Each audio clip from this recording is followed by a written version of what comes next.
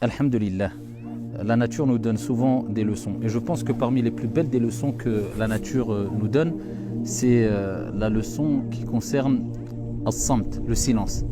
Car il faut savoir que dans la religion musulmane, as-samt, le silence, garder le silence, c'est considéré comme une ibada, comme un acte d'adoration. Alors pourquoi je parle de la nature et je dis que la nature nous donne des leçons, et particulièrement cette belle leçon qui concerne le silence? Tout simplement parce que la nature s'exprime à travers sa beauté tout en gardant le silence.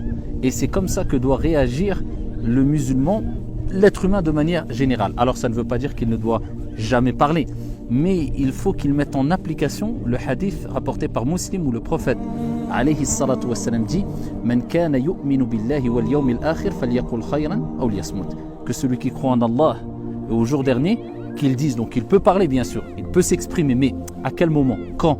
Qu'il dise du bien ou qu'il se taise? Eh bien, celui qui mettra en application, qui met en application cela, eh bien, aura ressemblé quelque part à la nature qui ne parle pas, mais s'exprime à travers sa beauté. Donc, il dégagera une certaine beauté qui attirera les gens, tout comme la nature, qui ne s'exprime pas clairement comme on l'entend, on peut le comprendre à travers les êtres humains, mais qui s'exprime autrement de par sa beauté et qui attire les gens.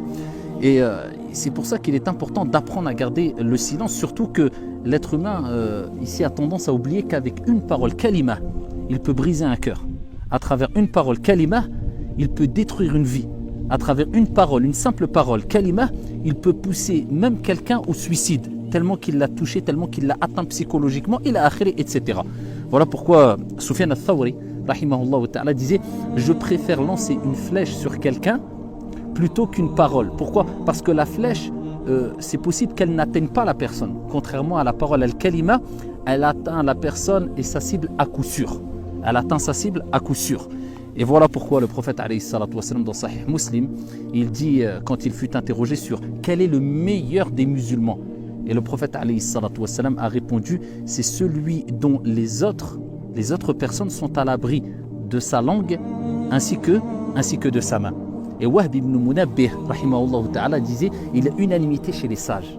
Il y a unanimité chez les gens de science, de clairvoyance, quant au fait que garder le silence, sauf quand il faut vraiment parler, hein, donc pour dire du bien, sinon se taire, mais en général je ne pense pas que on parle plus pour dire du bien que du mal, malheureusement.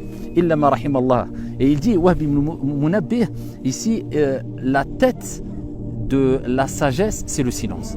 La tête, ra'sul hikmah, la tête de la sagesse, c'est le silence. Voilà pourquoi les gens les plus sages, al-hukama, sont ceux qui parlent le moins et qui agissent le plus. Donc il est important de parler, d'échanger, de discuter, de s'exprimer, mais pour dire du bien.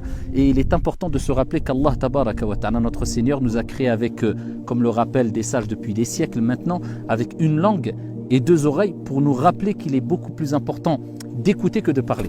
Et si on appliquait cela, je pense que le monde de façon générale irait mieux. Et n'oublie pas qu'à travers une parole, tu peux détruire, briser des cœurs et diviser un grand nombre de personnes sans t'en rendre compte. Qu'Allah tabaraka wa ta'ala fasse de nous des gens sages qui savent s'exprimer en dégageant une beauté et qui savent parler quand il faut parler et se taire quand il faut se taire. Wallahu a'lam walhamdulillahi rabbil alamin.